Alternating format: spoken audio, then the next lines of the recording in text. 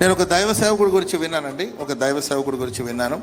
ఆయన సేవా ప్రారంభ దినాలు ఆయనకు తిండి లేకుండా అల్లాడిపోతున్న సందర్భంలో ఒకరోజు ఇంటికి వస్తే భోజనం లేదు, అన్నం లేదు, భోజనం లేదండి.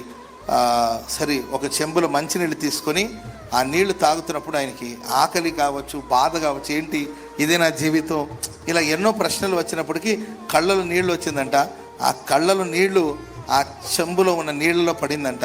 అప్పుడు ఆయన కళ్ళలో నీళ్లు పెట్టుకుంటూ దేవునికి కృతజ్ఞతలు చెప్పాడంటే, ఏమంటే ప్రభువా, చాలామందికి ఈ మంచినీళ్ళు కూడా లేకుండా బాధపడుతున్నారు, నాకు ఈ పూట నీవు నా ఆకలి తీర్చడానికి మంచినీళ్ళు ఇచ్చావు, అందుకు నీకు స్తోత్రాలు చెల్లిస్తున్నాను.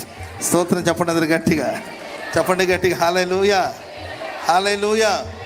ప్రియులారా, అదే కృతజ్ఞత భావం. ఏం చేశాడండి దేవుడు నాకు అని అడగడం పెద్ద విషయం కాదు. మనకు ఏం చేయలేదు ప్రభు, ఆయన ఏం చేయలేదని నీవు అడుగుతున్నావు కదా, ఆయన నీకు చేసిన కార్యాల గురించి నీకు కృతజ్ఞత ఉందా?